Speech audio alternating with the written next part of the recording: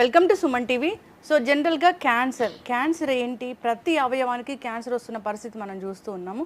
అంతేకాదు యంగ్స్టర్స్లో కూడా క్యాన్సర్ ఎక్కువగా వస్తుంది. 2040 కల్లా ఎక్కువగా కేసులు నమోదవుతున్నాయి. ఇది ఒక లైఫ్ స్టైల్ డిజార్డర్ అవ్వబోతుంది అంటున్న నేపథ్యంలో అసలు ఎలాంటి జాగ్రత్తలు తీసుకోవాలి, ఈ క్యాన్సర్ని ముందుగానే గుర్తించవచ్చా, వచ్చాక అడ్వాన్స్ ట్రీట్మెంట్స్ అంటే ఏమున్నాయి, పూర్తి వివరాలు తెలుసుకుందాం. మనతో పాటు ప్రముఖ medical oncologist doctor Sathvik Raghuram ఉన్నారు from Banjara hills Care hospital. Doctor గారు నమస్తే అండి. నమస్తే అండి. డాక్టర్ గారు, జనరల్గానే క్యాన్సర్ అంటే ఒకప్పుడు ఎక్కడో ఒకటి అర కేసులు వినేవాళ్ళము. ఇప్పుడు అట్లా కాదు, ఎక్కడ చూసినా ఎక్కువగా క్యాన్సర్ వస్తుందని వింటున్నాము. అంటే ప్రతి అవయవానికి కూడా క్యాన్సర్ వస్తుంది. యంగ్స్టర్స్లో క్యాన్సర్ వస్తుంది. ఈ క్యాన్సర్ సెల్ బాడీలో స్టార్ట్ అవుతుందంటే అసలు ఎట్లాంటి లక్షణాలు కనిపిస్తాయి, ఎవరికి వస్తుంది? క్యాన్సర్ సెల్ లక్షణాలు అనేటప్పటికండి ఏ బాడీ ఆర్గన్కి క్యాన్సర్ వచ్చిందో దాన్ని బట్టి ఉంటుంది.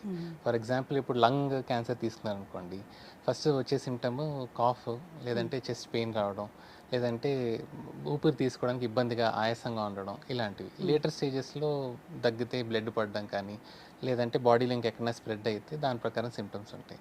సో ఇవే సిమ్టమ్స్ ఉంటే క్యాన్సర్ అని చెప్పడానికి ఉండదు. సో ఈ లంగ్ ఇలా ఉంటుంది.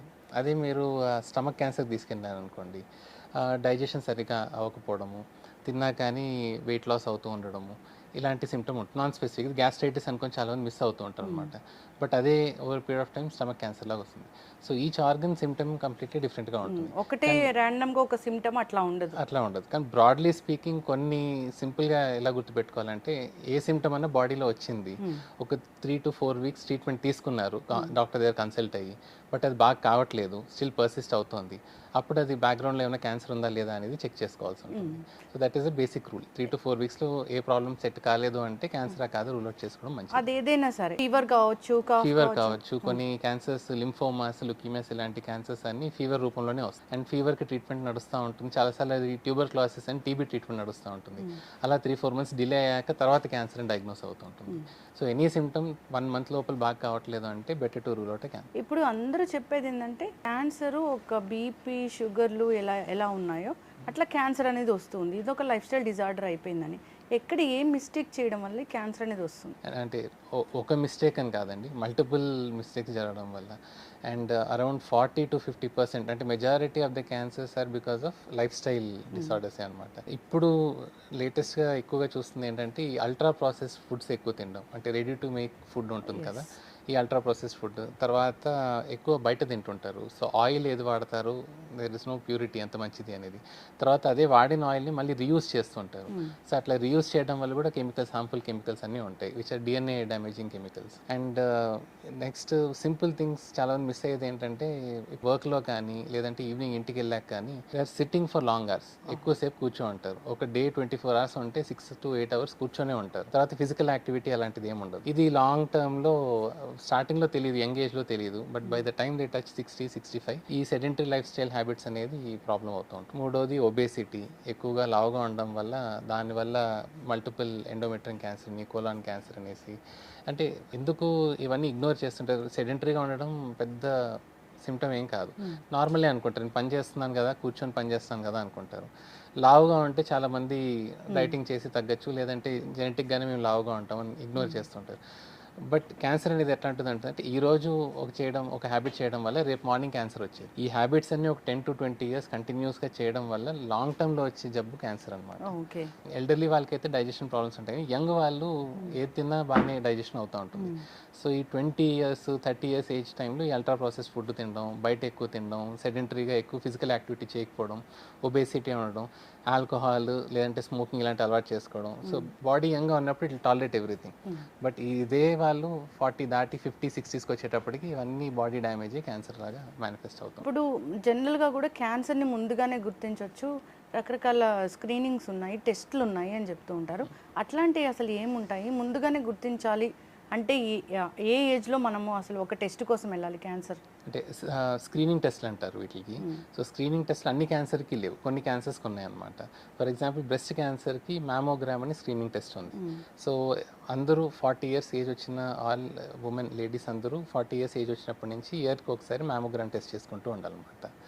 అండ్ రెండోది లంగ్ క్యాన్సర్కి కూడా ఇలాంటి స్క్రీనింగ్ టెస్ట్ ఉంది.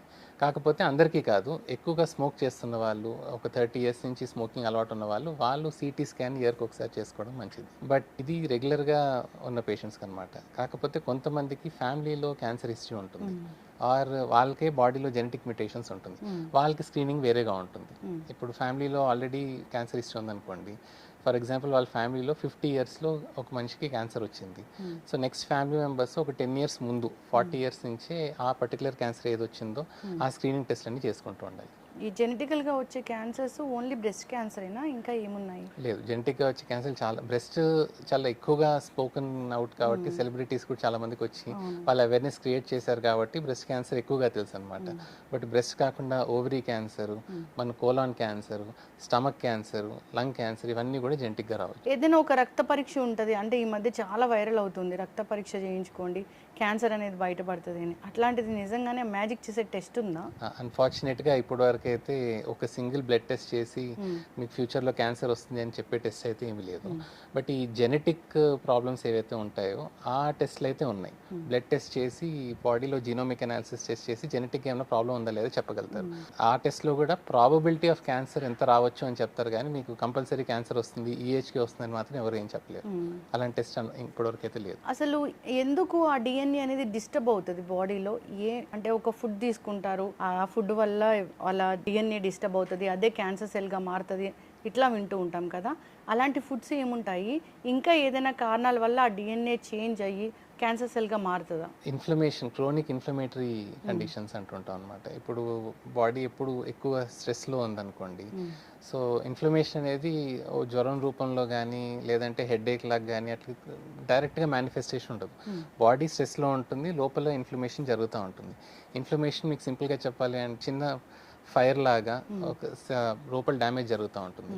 సో బాడీ నైజం ఏంటంటే ఒక సెల్ డ్యామేజ్ అయింది అనుకోండి, దానికి రీప్లేస్మెంట్గా ఇంకో సెల్ని రిక్రియేట్ చేయాలి. సో సెల్ ఫామ్ అవ్వాలంటే డిఎన్ఏ లెవెల్ నుంచే స్టార్ట్ అవుతుంది, బిల్డింగ్ బ్లాక్స్ డిఎన్ఏ నుంచే స్టార్ట్ అవుతాయి అనమాట. సో కాన్స్టెంట్గా ఇన్ఫ్లమేషన్ ఉండడం వల్ల కాన్స్టెంట్గా సెల్స్ డ్యామేజ్ అవుతూ ఉంటాయి. సో బాడీ రికవరీ ప్రాసెస్ అవుతూ ఉంటుంది. సో డిఎన్ఏ మళ్ళీ కొత్తగా సింథసిస్ అవ్వాలి, దాంతో సెల్ ఫామ్ అవుతూ ఉండాలి. సో ఈ ప్రాసెస్ అంత కంటిన్యూస్గా జరుగుతున్నప్పుడు ఎప్పుడో ఒకసారి ఆ ప్రాసెస్లో మిస్టేక్ జరుగుతుంది. సో అప్పుడు ఈ డిఎన్ఏ నార్మల్ ఫామ్ కాకుండా అబ్నార్మల్ డిఎన్ఏ ఫామ్ అవుతుంది. ఈ అబ్నార్మల్ డిఎన్ఏ నార్మల్ సెల్ కాకుండా అబ్నార్మల్ సెల్ ఫామ్ చేస్తుంది. Abnormal cell cancer. అట్లా అయిన సెల్ ఒక గడ్డలాగా అయిన తర్వాత మాత్రమే మనకు తెలుస్తుంది, అప్పటి వరకు అసలు ఎలాంటి లక్షణాలు ఉండవు. ఇప్పుడు ఉన్న టెస్టుల వరకు అయితే అది గడ్డలాగా అయ్యేంత వరకు, ఎందుకంటే అంత సైజ్కి వెళ్ళేటప్పటికి అది ఏదో ప్రాబ్లం క్రియేట్ చేసి సిమ్టమ్ జనరేట్ చేస్తుంది. సో ఆ సైజు గడ్డలాగా ఫామ్ అయ్యేంత వరకు ఇప్పుడు కొన్ని టెస్టులు అయితే అవే తెలుస్తున్నాయి. But ongoing researches are there where అది గడ్డగా ఫామ్ కాకుండా మైక్రోస్కోపిక్ లెవెల్లో ఉన్నప్పుడే ఏమన్నా డిఎన్ఏ లెవెల్లో టెస్ట్ చేసి కనుక్కోవడానికి ఆల్రెడీ టెస్టులు జరుగుతున్నాయి. బట్ ఇంకా కమర్షియల్ యూస్కి ఇంకా రాలేదు. రీసెర్చ్ లెవెల్ అయితే ఉన్నాయి, కమర్షియల్ యూసేజ్కి ఇంకా రాలేదు అనమాట. ఒక క్యాన్సర్ సెల్ బాడీలో చాలా వేగంగా గ్రో అవ్వాలంటే మనం వింటూ ఉంటాం ఏంటంటే షుగరు దానికి చాలా ఇష్టమైన ఫుడ్, అందువల్ల ఎక్కువ గ్రో అవుతుంది అని. అవునా డాక్టర్ గారు?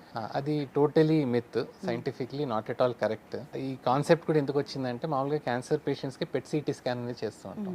ఆ PET CT స్కాన్లో glucose, FDG glucose అనే డై ఇస్తాం అనమాట. సో ఆ కాన్సెప్ట్ ఏంటంటే cancer cell sugar regular cell కన్నా ఎక్కువ గ్లూకోజ్ ఎక్కువగా తీసుకుంటుంది, నాట్ షుగర్ ఎగ్జాక్ట్లీ గ్లూకోజ్ ఎక్కువ తీసుకుంటుంది అనేసి. సో ఆ స్కాన్లో క్యాన్సర్ సెల్ని గ్లో అవుతూ కనపడుతుంటాయి, నార్మల్ సెల్స్ అని నార్మల్ కనపడతాయి. సో ఆ కాన్సెప్ట్ వల్ల చాలా మంది non doctors, alternative medicine practice చేసే వాళ్ళు ఉంటారు కదా, వాళ్ళు షుగర్ తినడం వల్ల క్యాన్సర్ స్ప్రెడ్ అవుతుంది, డైటింగ్ చేసి షుగర్ తక్కువ చేస్తే క్యాన్సర్ కిల్ చేయొచ్చు ఇలా అంటుంటారు. But scientifically that is not at all correct. ఎందుకంటే ఈ గ్లూకోజ్ అనేది క్యాన్సర్ సెల్కి కాదు, నార్మల్ సెల్కి కూడా కావాల్సి ఉంటుంది. పోనీ స్టార్వేట్ చేసి కంప్లీట్గా గ్లూకోజ్ బాడీలో తీసుకోవడం ఆపేసాం అనుకోండి, అప్పుడు న్యాచురల్ గానే బాడీ డిఫెన్స్ మెకానిజం స్టార్ట్ అవుతుంది. Liver is a defence mechanism. So liver లో గ్లూకోజ్ లేకపోవడం వల్ల అది ట్రిగర్ అయ్యి బాడీలో ఉన్న ప్రోటీన్, ఫ్యాట్స్ ఉంటాయి కదా, దాన్ని మెటబలైజ్ చేసి దాంట్లో నుంచి గ్లూకోజ్ తయారు చేస్తుంది. సో మనం బయట నుంచి ఆపేస్తాం, మళ్ళీ బాడీ వేరే ఆర్గన్స్ నుంచి తీసుకొని ప్రోటీన్, ఫ్యాట్ నుంచి గ్లూకోజ్ లేక తయారవుతుంది. సో కంప్లీట్గా బాడీ గ్లూకోజ్ ఆపేయడము, దానివల్ల క్యాన్సర్ చంపడం అనేది జరగదు. మనం అన్ని చేస్తాం కానీ మళ్ళీ లివర్ నుంచి గ్లూకోజ్ ప్రొడ్యూస్ అవుతూ ఉంటుంది అనమాట. సో దట్ ఈస్, ఇది మీరే కాదు చాలా మంది పేషెంట్లు కూడా అడుగుతూ ఉంటారు. ఇన్ఫాక్ట్ వాళ్ళే డెసిషన్ తీసుకొని యూట్యూబ్లో చూసాం సార్ మా క్యాన్సర్ ఉంది కదా, షుగర్ తక్కువ తింటే బాగుంటుంది, will be losing weight. In fact that is not correct. Cancer treatment అయ్యేటప్పుడు హెల్దీగా డైట్ తీసుకొని వెయిట్ లాస్ అవ్వకూడదు. If the losing weight immunity తగ్గి సైడ్ ఎఫెక్ట్స్ ఇంకా ఎక్కువ వస్తుంటాయి అనమాట. So that is a total myth which is not at all correct. అంతేకాకుండా ఇంటర్మీడియట్ ఫాస్టింగ్ కూడా చాలా మ్యాజిక్ చేస్తుంది. అసలు క్యాన్సర్ సెల్స్ జనరల్గా కూడా రాకముందు కూడా బాడీలో క్యాన్సర్ సెల్స్ పెరగకుండా చేస్తుంది అని, అంత మ్యాజిక్ చేస్తుంది అది. ఇంటర్మీడియట్ ఫాస్టింగ్ అంటే డైరెక్ట్గా ఇంటర్మీడియట్ ఫాస్టింగ్ చేస్తే కంపల్సరీ క్యాన్సర్ రాదా అంటే అది కరెక్ట్ కాదు.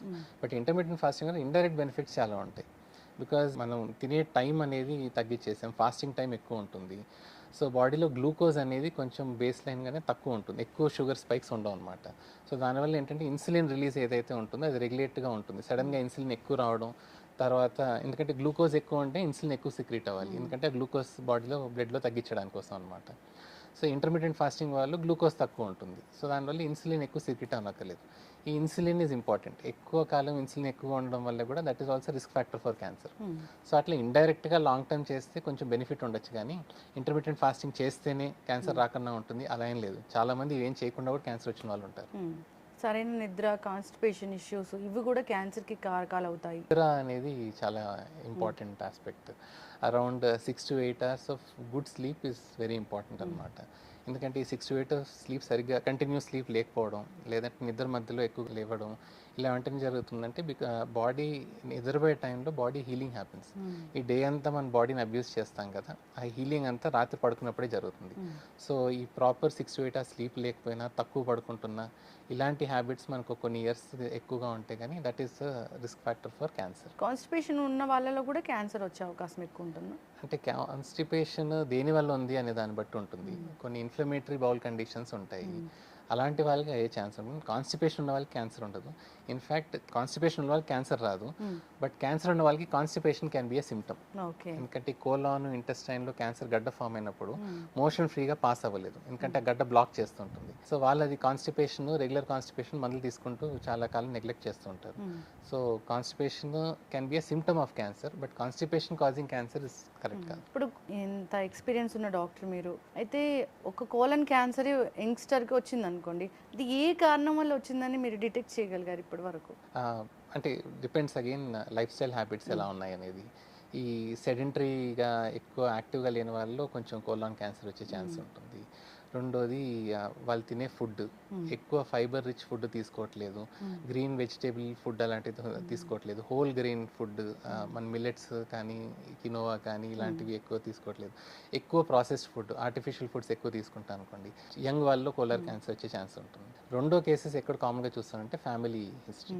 ఫ్యామిలీలో ఎవరికన్నా మల్టిపుల్ కోలాన్ క్యాన్సర్ హిస్టరీ ఉంటే వీళ్ళకి యంగ్ అరౌండ్ 40-45 ఏజ్ గ్రూప్లోనే కోలాన్ క్యాన్సర్ హిస్టరీ ఎక్కువ. ఇది కూడా జెనెటికల్గా వస్తుందా? కోలాన్ క్యాన్సర్ కూడా జెనెటికల్గా వస్తుంది. ట్రీట్ చేయగలమా డాక్టర్ గారు? It is very much treatable. ఏ స్టేజ్లో మనం డయాగ్నోస్ చేయగలిగిన దాన్ని బట్టి ఉంటుంది. ఎర్లీ స్టేజ్ 1, స్టేజ్ 2, స్టేజ్ 3లో ట్రీట్ చేస్తే most of them are curable. Stage 4 వచ్చేటప్పటికి క్యాన్సర్ ఎక్కడ స్ప్రెడ్ అయింది అనే దాన్ని బట్టి స్టేజ్ 4 కూడా కొన్ని క్యూరేటివ్గా ట్రీట్ చేయొచ్చు. అదేంటో డాక్టర్ గారు, విమెన్లో కూడా మనము ఈ లంగ్ క్యాన్సర్ అనేది చూస్తూ ఉంటాము. అంటే వాళ్ళు ఏమి స్మోక్ చేయరు, బయట ఎక్కువ ఎక్స్పోజ్ అవ్వరు, అయినా కానీ లంగ్ క్యాన్సర్ వస్తుంది. అసలు చాలా పెద్దగా అయిపోయి క్రానిక్ స్టేజ్ వెళ్ళేంత వరకు కూడా దాని లక్షణాలు కనపడట్లేదు అంటున్నారు. ఇది ఎందుకంటారు? నాన్ స్మోకర్స్లో క్యాన్సర్ రావడానికి one of the main most important reason వచ్చి air pollution. PM 2.5 particulate matter అంటారు అనమాట. అంటే వెరీ అల్ట్రాఫైన్ పార్టికల్స్ అనమాట పొల్యూషన్ అండి. అవి లంగ్లో ఎంత ఫిల్టర్ చేసినా కానీ అంత ఫిల్టర్ని దాటుకొని కూడా వెళ్ళి లంగ్లో చేరుతూ ఉంటాయి అనమాట. సో దానివల్ల ఏ అలవాటు స్మోకింగ్ కానీ, ఇది ఇండస్ట్రీలో పని చేయకపోయినా కానీ, ఇలాంటి ఏ రిస్క్ ఫ్యాక్టర్స్ లేకపోయినా కానీ, అంటే ఉమెన్ అనే కాదు, ఈవెన్ జెంట్స్లో కూడా స్మోకింగ్ అలవాటు లేని వాళ్ళు లంగ్ క్యాన్సర్ కామన్గా వస్తూ ఉంటుంది. సో దట్ వాళ్ళకి one of the most common risk factor air pollution. చెప్తూ ఉంటారు డాక్టర్ గారు, అసలు బ్యాడ్ హ్యాబిట్సే లేవు, నేను చాలా హెల్దీగా ఉంటున్నాను, యోగా చేస్తున్నాను, కనిపించిన అన్ని హెల్దీ ఈటింగ్ హ్యాబిట్స్ అన్ని ఫాలో అవుతున్నాను, అయినా కానీ క్యాన్సర్ వచ్చిందని పేషెంట్స్ ఒక్కళ్ళైనా చూసారా మీరు? ఒక్కరు కాదండి, చాలా మందే ఉంటారు. ఎందుకంటే ఇప్పుడు మనం చెప్పుకున్న రిస్క్ ఫ్యాక్టర్స్ అంటే లైఫ్ స్టైల్ వల్ల వచ్చే క్యాన్సర్లో 40-50% ఉంటాయి. జెనెటిక్గా ఫ్యామిలీ హిస్టరీ ద్వారా వచ్చే 10-20% ఉంటాయి. సో ఇంకో 30% కేసెస్లో రీజన్ ఏంటనేది కూడా మనం చెప్పలేం. క్యాన్సర్ వచ్చింది, క్యాన్సర్ ట్రీట్ చేసుకోవడమే, but why has it come we cannot predict. So అలా ఏ రిస్క్ ఫ్యాక్టర్ లేకుండా హెల్దీగా అన్నీ చేసుకునే వాళ్ళలో కూడా క్యాన్సర్ వచ్చే రిస్క్ ఉంటుంది అనమాట. ఇప్పుడు ఇంత అడ్వాన్స్ ట్రీట్మెంట్స్ వచ్చాయి, మీలాంటి పెద్ద పెద్ద డాక్టర్స్ ఉన్నారు, అయినా కానీ క్యాన్సర్ వచ్చింది అంటే అసలు అది ఏదైనా ఒక గడ్డ కనిపించినా కానీ అది క్యాన్సర్ అంటారేమోనని ఇంకా హాస్పిటల్కి వెళ్ళి టెస్ట్ చేయించుకునే వాళ్ళని చాలా మందిని చూస్తున్నాము. ఏం చెప్తారు డాక్టర్ గారు? అంటే అది సొసైటికల్గా ఎప్పటి నుంచో ఆ మిస్కన్సెప్షన్ ఉండిపోయింది అనమాట. క్యాన్సర్ అనేది డయాగ్నోస్ అయితే ఇంకా ట్రీట్మెంట్ ఉండదు, అవును. ఎలాగో చనిపోతారు, సో ఎందుకు మనం డయాగ్నోసిస్ చేసుకోవడం కానీ టెస్టులు చేసుకోవడం ఎందుకు అని. రెండోది, ఒకవేళ క్యాన్సర్ ట్రీట్మెంట్ చేయించుకున్నా కానీ ఆ ట్రీట్మెంట్కి చాలా కాంప్లికేషన్స్ ఉంటాయి, బాడీ వీక్ అయిపోతుంది, క్యాన్సర్ ట్రీట్మెంట్ వల్లే పేషెంట్ చనిపోతారు అనేసి ఈ మిస్కన్సెప్షన్స్ వల్ల చాలా మంది డయాగ్నోస్ చేసుకోకుండా డిలే చేసుకుంటారు. బట్ ఇప్పుడు వచ్చిన లేటెస్ట్ ట్రీట్మెంట్ అడ్వాన్సెస్ వల్ల మెడికేషన్స్ కానీ, కీమోస్ కానీ, టార్గెటెడ్ థెరపీ కానీ, ఇమ్యూనోథెరపీ ఇవన్నీ వల్ల కాంప్లికేషన్ రేట్ అనేది చాలా తగ్గింది. సో ఆ supportive medicines are very strong. So ఇంత ముందు క్యాన్సర్ ట్రీట్మెంట్ ఎలా సినిమాలో చూపెడతారో బాగా వీక్ అయిపోయి వెయిట్ లాస్ అయిపోయి అలాంటివి ఉండవు. చాలా మంది మీరు చూస్తే వీళ్ళు క్యాన్సర్ పేషెంటా అనిపించేలాగా ఉంటారు అనమాట. సో ట్రీట్మెంట్ అంత అడ్వాన్స్ అయి ఉంది. సో క్యాన్సర్ డయాగ్నోస్ అయినంత మాత్రం చనిపోతారనేది అది ఫస్ట్ మైండ్లోంచి తీసేయాలి. Even stage 4 cancer patients, lung cancer కానీ ఫర్ దట్ మ్యాటర్, లింఫోమాస్ కానీ వీళ్ళైతే బాగా క్యూర్ అయ్యి ఆల్మోస్ట్ 4-5 ఇయర్స్ కంఫర్టబుల్గా లీవ్ చేస్తుంటారు అనమాట. లైఫ్ నార్మల్ లైఫ్ లీడ్ చేయొచ్చు, వాళ్ళ లైఫ్ స్పాన్ కూడా బాగానే ఉంటుంది. బాగానే ఉంటుంది. ఆల్మోస్ట్ క్యాన్సర్ అనేది ఇప్పుడు షుగరు, బీపీ ఎలా అయితే మీరు chronic condition life long medicine వాడుకుంటూ కంట్రోల్లో పెట్టుకొని డే టు డే యాక్టివిటీస్ అన్ని కంఫర్టబుల్గా చేసుకుంటుంటారు, క్యాన్సర్లో కూడా కొన్ని క్యాన్సర్స్లో it has become chronic condition. కొన్ని క్యాన్సర్స్ అలా లైఫ్ లాంగ్ మెడికేషన్స్ పెట్టుకుంటూ వాళ్ళు యాక్టివ్గా డే టు డే యాక్టివిటీస్ చేసుకుంటూ ట్రిప్లు వెళ్ళుకుంటూ ఫ్యామిలీతో టైం స్పెండ్ చేసుకుంటూ అలా ఉండొచ్చు. చూసి క్యాన్సర్ పేషెంట్ అని కూడా చెప్పలేము. సో క్యాన్సర్లో కూడా చాలా వరకు అలా క్రోనిక్ లెక్ తీసుకెళ్లే విధంగా రీసెర్చ్ వెళ్తుంది. ఆల్రెడీ కొన్ని మెడిసిన్స్ కూడా ఉన్నాయి. ఇప్పుడు కీమో గురించి చాలా అపోహలు ఉంటాయి. కీమోథెరపీ చేయించుకుంటే జుట్టు అంతా రాలిపోతుంది అట్లాగా. ఇప్పుడు వచ్చిన అడ్వాన్స్ ట్రీట్మెంట్స్ ఏంటి?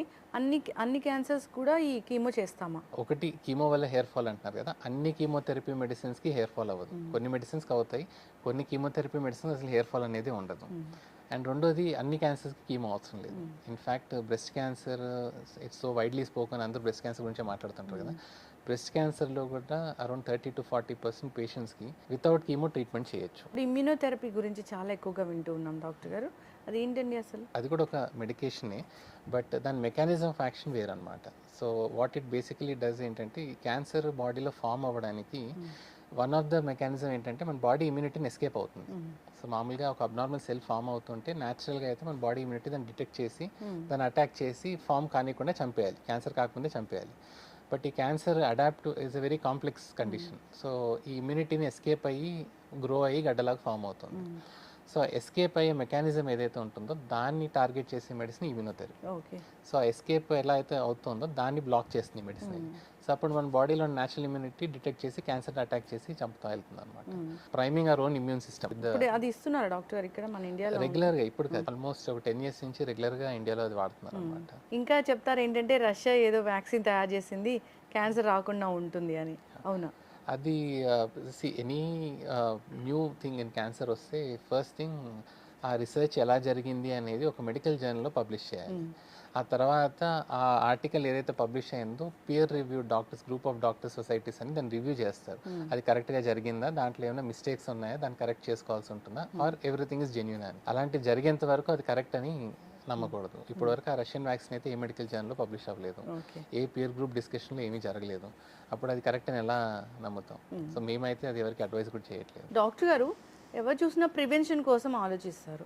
అంటే ఈ లైఫ్ స్టైల్లో ఈ చేంజ్ చేసుకోండి క్యాన్సర్ రాకుండా ఉంటుంది, ఇలాంటి ఫుడ్స్కి దూరంగా ఉండండి క్యాన్సర్ రాకుండా ఉంటుంది, యాంటీ క్యాన్సర్ ఫుడ్స్ ఏమున్నాయి, అట్లాంటి లైఫ్ స్టైల్ హ్యాబిట్స్ ఏమున్నాయి క్యాన్సర్ రాకుండా చేయడానికి? ఫస్ట్ ఫుడ్ గురించి మాట్లాడుకుంటే యాంటీ ఆక్సిడెంట్ రిచ్ ఫుడ్స్ అని కొన్ని ఉంటాయి అనమాట. లైక్ మన బెర్రీస్, ఈ బ్లూబెర్రీ కానీ, మల్బెర్రీ కానీ, స్ట్రాబెర్రీ కానీ, వీటిలన్నీ యాంటీ ఆక్సిడెంట్ కంటెంట్ చాలా బాగుంటుంది. అవి రెగ్యులర్గా కన్స్యూమ్ చేయడం. తర్వాత వెజిటేబుల్స్కి వచ్చేటప్పటికి క్రూసిఫెరస్ వెజిటేబుల్స్, కాలీఫ్లవర్ కానీ, కొల్లి కానీ ఇలాంటిది. తర్వాత ఫుడ్ రెగ్యులర్గా కార్బోహైడ్రేట్ తీసుకునే ఫుడ్లో హోల్ ఫుడ్స్ తీసుకోవడం. మిల్లెట్స్ ఉంటాయి కదా, జోవారు, మిల్లెట్స్, కొర్రలు అంటారు, అలాంటివి. తర్వాత బ్రౌన్ రైస్ లేదంటే కినోవా ఇలాంటివి తీసుకోవడం. And some amount of protein like egg whites తీసుకోవడం కానీ, ఫిష్ తీసుకోవడం కానీ, ఇలాంటి ఫుడ్ తీసుకోవడం వల్ల అంటే 100% క్యాన్సర్ రాదని కాదు, బట్ క్యాన్సర్ వచ్చే రిస్క్ అనేది తగ్గుతుంది అనమాట. అండ్ రెండోది లైఫ్ స్టైల్కి వచ్చేటప్పటికి బీయింగ్ మోర్ ఫిజికలీ యాక్టివ్. ఎంత ఎక్కువసేపు లేజీగా కూర్చొని ఆ నైట్ టైమ్స్ ఇంటికి వచ్చాక మొబైల్లో స్క్రోల్ చేసుకుంటూ ఉండడం లేదంటే యూట్యూబ్ చూసుకుంటూ ఉండడం ఉంటుంది, అవి తగ్గించుకొని కొంచెం going out, walking, simple walking అంటే బ్రిస్క్ వాకింగ్ అవన్నీ కూడా చేయకుండా డైలీ ఒక 30 minutes ఏదో ఒక యాక్టివిటీ, ఫిజికల్ యాక్టివిటీ ఏదో ఒకటి ఏదో ఒకటి. మీకు బ్యాడ్మింటన్ ఇష్టం అంటే బ్యాడ్మింటన్ ఆడడం, క్రికెట్ ఇష్టం అయితే క్రికెట్, లేదంటే వాకింగ్ చేయాలంటే walking, some activity daily for 30 minutes. ఇలాంటి సింపుల్ ఫాలో అయినా కానీ క్యాన్సర్ వచ్చి లైఫ్ స్టైల్ వల్ల వచ్చే క్యాన్సర్ రిస్క్ ఏదైతే ఉంటుందో అది సిగ్నిఫికెంట్గా తగ్గుతుంది. ఒక చిన్న లక్షణం కనిపించింది, దీనికోసం మేము అలర్ట్ అవ్వండి, ఇది క్యాన్సర్ అయ్యే అవకాశం ఉంటుంది అంటే ఏమున్నాయి అది? బ్రాడ్లీ స్పీకింగ్ కొన్ని వెయిట్ లాస్ అవుతుంది అనుకోండి, వాళ్ళు డైటింగ్ చేయట్లేదు ఆర్ సివియర్ ఎక్సర్సైజ్ అలాంటి ఏం చేయట్లేదు, ఏం ఎఫర్ట్ లేకుండా దానికి అది వెయిట్ లాస్ అవుతుంది, అప్పుడు ఇట్స్ ఎ వార్నింగ్ సైన్. రెండోది ఆకలి, అపిటైట్ లేకుండా పోవడం, ఆకలి వేయట్లేదు, ఇలాంటిది అనమాట. ఈ 2 symptoms ఏమన్నా ఉంటే మాత్రం క్యాన్సర్ అయ్యే ఛాన్సెస్ ఉంటుంది. ఇవి కాకుండా మిగతావన్నీ ఏ ఆర్గన్లో సిమ్టమ్ వచ్చిందో దాన్ని బట్టి క్యాన్సరా కాదా అనేది ఇందాక మనం అనుకున్నట్టు ఒక 3 to 4 weeks మనం రెగ్యులర్ డాక్టర్ కన్సల్టేషన్స్ అయ్యి వాళ్ళు చెప్పిన మెడిసిన్స్ అన్ని వాడుకుంటున్నా తగ్గట్లేదు అంటే అప్పుడు ఏమన్నా ప్రాబ్లం ఉందా క్యాన్సర్ అని చెక్ చేసుకోవడం. బట్ ఏమీ ఎఫర్ట్ లేకుండా వెయిట్ లాస్ అవ్వడం, ఆకలి తగ్గిపోవడం అనేది it's very big warning sign. ఈ మధ్య ఒకటి విన్నాం డాక్టర్ గారు, ఎక్కడో వాళ్ళకి యూత్కి సంబంధించి ట్రీట్మెంట్ జరిగింది, అది పదే గుచ్చుకోవడం వల్ల అది క్యాన్సర్గా అయింది అని, అట్లా ఉంటుందా? అంటే పదే గుచ్చుకోవడం అంటే అది 1-2 years అయిండదు, ఒక 10 years కంటిన్యూస్గా అలా గుచ్చుకుంటూ అక్కడ సెల్స్ డ్యామేజ్ అవుతుంటాయి కదా. సో డ్యామేజ్ అయిన సెల్ దగ్గర మళ్ళీ బాడీ కొత్త సెల్ రిక్రియేట్ చేయాలనుకుంటూ ఉంటుంది. సో ప్రతిసారి డ్యామేజ్ అవుతుంది, కొత్త సెల్ ఫామ్ అవుతుంది. సో ఈ డ్యామేజ్, కొత్త సెల్ ఫార్మేషన్ అయ్యే టైంలో ఎప్పుడో ఒకసారి అబ్నార్మల్ సెల్ ఫామ్ అయి ఉంటుంది, అది మెల్లిగా పెరిగి క్యాన్సర్ అయి ఉంటుంది. అలా అయ్యే ఛాన్స్ అయితే ఉంటుంది. ఇంకొకటి, క్యాన్సర్ ట్రీట్మెంట్ తీసుకున్నప్పుడు ఇంకా మేము ఏం చేస్తామంటే జనరల్గా బయట జలుబు ఇలాంటి సర్వసాధారణంగా వాడే వాటికి కూడా ఇప్పుడు పసుపు లాంటివి ఇలాంటి హోమ్ రెమెడీస్ పాటిస్తూ ఉంటాము. క్యాన్సర్ ట్రీట్మెంట్ ఇప్పుడు ఈ మందులు తీసుకుంటూ దాన్ని కూడా ఫాలో అవ్వచ్చా? ఎఫెక్ట్ ఉంటుందా? మనం ఈ మధ్య కొన్ని వార్తలు చూసాం అది కూడా పనిచేస్తుంది అని. క్యాన్సర్ ట్రీట్మెంట్ తీసుకునేటప్పుడు మీకు జలుబు, దగ్గు అలాంటి ఏమైనా వస్తే ఆ హోమ్ రెమెడీస్ వాడచ్చు, అంతేగాని క్యాన్సర్కి అవి అంత ఎఫెక్ట్ అయితే ఉండవు. హెర్బల్ మెడిసిన్ అంతగా పనిచేయదు. ఇన్ఫాక్ట్ హెర్బల్ మెడిసిన్ మేము చూసింది ఏంటంటే, ఇప్పుడు యాజ్ అ డాక్టర్ పేషెంట్ మా దగ్గరకు వచ్చినప్పుడు ఈ కండిషన్ కి మీకు బాగా పర్సెంటేజ్ ఇంత, సైడ్ ఎఫెక్ట్ వచ్చే ఛాన్స్ ఇలా ఉంటుంది, ఇన్ని మంత్స్ ట్రీట్మెంట్ ఉంటుంది, ఈ ట్రీట్మెంట్ ఉంటుంది, సర్జరీ ఉంటుంది, ఆర్ కీమో ఉంటుంది, రేడియేషన్ ఉంటుంది, ఇవన్నీ క్లియర్ గా చెప్తాం. బట్ నేను పేషెంట్స్ ద్వారా అయినది ఏంటంటే, when they go and meet ఈ హెర్బల్ మెడిసిన్ వాళ్ళు 100% అష్యూరెన్స్ ఇస్తారు, 100% క్యాన్సర్ తగ్గిపోతుంది, కంప్లీట్ గా బాగా చేసేస్తాం అని చెప్తారంట వాళ్ళు. సో ఆ క్యాన్సర్ డయాగ్నోసిస్ అయినప్పుడు వాళ్ళు ఎంత డల్ అయిపోయి ఉంటారంటే అలా చెప్పే వాళ్ళకి అట్రాక్ట్ ఎక్కువ అవుతారు. మేము ఫ్యాక్ట్ మీకు 70%, 80% ఇంతే బాగా అవుతుంది, 100% అట్లా చెప్పలేమని వాట్ ఈస్ రియాలిటీ చెప్తాం.